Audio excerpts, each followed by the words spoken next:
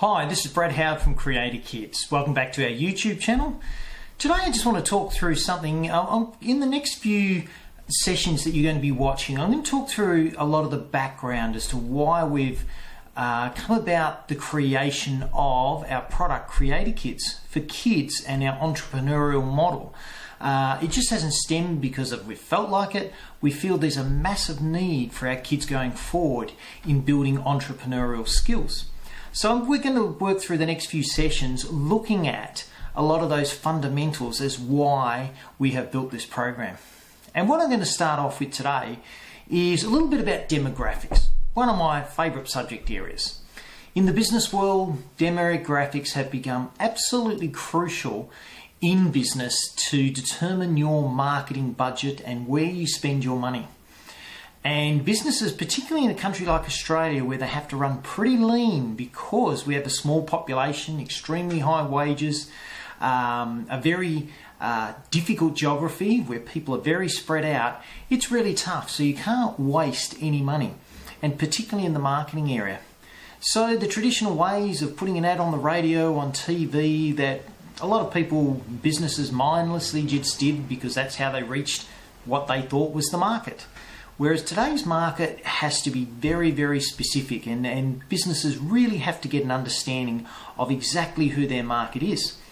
And so therefore they need to have that little bit of understanding of demographics, which really is the generalized trends for each generation of people coming through. So what we're going to look at is, it's going to break it up, and you'll see that pops up on your screen now, is the different age groups. Now, when we look at these age groups, it is a fairly rough estimate, and they say generations usually work within between about 10 and 20 years of people is a generation. We've broken it down into about groups of about 15 years just to make it easier to follow through. And so when we look at these generations, the first one we're going to start is the oldest of the generations in a country like Australia, and these are the 70-year-olds and above. We call these the builders because a lot of that generation grew up after the Second World War, when we had the Great Depression, etc. So they grew up in really tough times. So families had to be very frugal, but also because there was a lot of loss of lives in the war, and as animals we need to keep populating. It was a time of great population explosions, so big families were born. Families of up to 13, 14 children, because the chances were that a lot might lose life and fighting wars, etc., because that was the state of affairs back in those generations. So they were called the builders, and they're also the builders because it was when manufacturing was very big in a country like Australia, agriculture, very massive labour-intensive workforces. So therefore lots of children to feed those workforces and grow this country. Then you have the next generation below that, the baby boomers.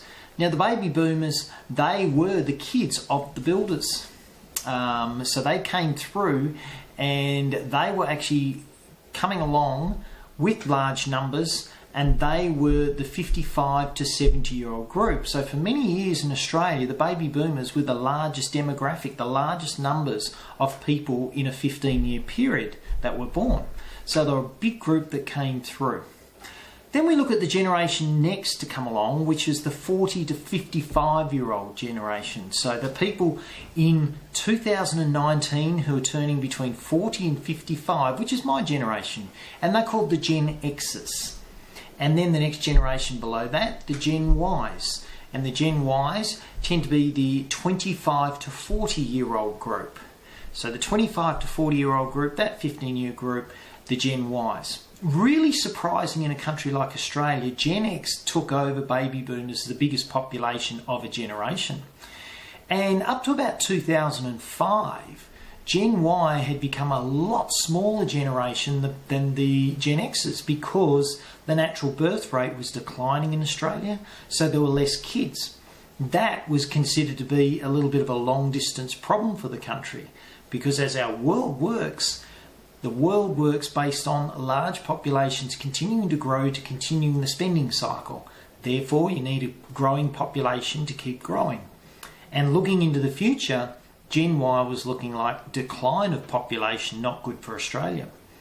But after 2005, for the next 10 years after that, Australia has seen a massive growth in immigration. And the majority of that immigration have been the 25 to 40-year-olds, the Gen Ys. So the population of Gen Ys is now almost reached the same level of Gen X, which puts a country like Australia in a very long-term future, a good position because of continual growth. Then we have the next generation. There's a couple of names for this in different places. There's one name, the I generation, which is the little I standing for internet generation, growing up with the internet, very intuitive, and it's native to them, the internet. So the 10 to 25-year-olds, another name for them is the millennials, because they were born around that change of the millennial. And then we have the next generation, the 0 to 10s, the kids who are in the primary schools in Australia at this point in time. I have my own name for them. I tend to call them the Now generation. Now, because they're happening now, and they're the instant generation. These are kids who are used to receiving everything instantly. They're used to 24/7 news feeds. When they click on an internet site or they click on something on the computer, if it doesn't happen with a millisecond, they keep hitting that button because they're expecting it to happen. So they're the Now generation. Now, what's really interesting is we have to look at when are the key attitudes and values formed in any generation? And the answer to that is in the early years of life. There's a Jewish saying that says, give me your child for the first 7 years and I'll set them up for life. Because the attitudes and values are set within the first 7 years, very strong in a child's life. From 7 to 12, they're still going through primary school, they still have the ability to change a lot of those attitudes and values. From 12 to 18 years of age, it gets really tough to change attitudes and values. So those high school years can be quite tricky to change a lot of the fundamental values and attitudes that kids have. And from 18 plus, look, a lot of times to change them, it might even have to be to go to rehab to do that, because it gets really tough to change. So that means we are going to have every generation growing up based on the attitudes and values of their time. I look at my parents, they're the builders, the 70 plus group. The attitudes and values they grew up with in the Great Depression was all about being frugal, loyalty, job security, because to get a job was extremely tough. So if you got one, you held on to it for life and you thanked that employer and you were very loyal to that employer. That's what they grew up and carried through for life. Compare that generation to the Now generation. This is a generation where these kids are growing up in that 24/7 newsfeed. Loyalty is an attitude or a value that is not very strong at all in today's world. We look at things like the sporting trade periods where players and clubs, they don't really look at it and go, right, I'm going to be loyal and stick. Everyone's looking for the best opportunity and the best way forward for themselves or for their club. Loyalty is disappearing. Job security. Well, have a look at this statistic. They're predicting that the Now generation, the 0 to 10-year-olds, will be changing jobs every 1 to 2 years. They'll be changing careers every 3 to 5. And we'll talk about that more in why that's going to happen in future videos. But that means that that group of kids are going to have with completely different attitudes and values to the builder generation. So we need to think about, whatever workplace we're in, thinking about the different attitudes and values of each generation of people coming forward. Another classic one. I know the baby boomers are still the people who will get the newspaper delivered to their door, and they'll value reading information and taking it in.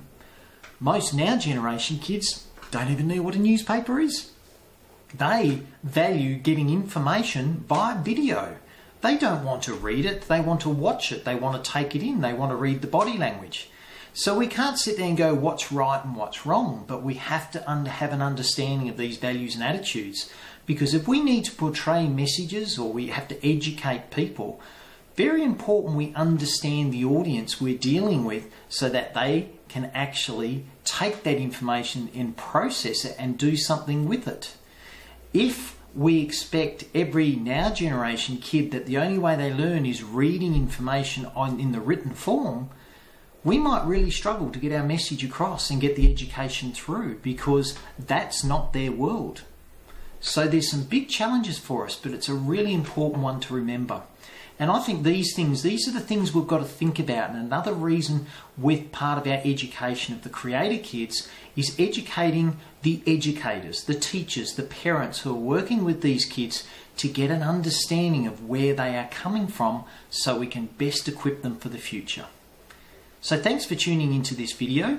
Please also, I encourage you to go and check out our website, www.creatorkids.com.au, and if you're an educator and looking for us to come and work within your school to deliver Incursion, that'd be amazing. We run parent nights as well when we're at the Incursion to help with parents, and we also run teacher workshops.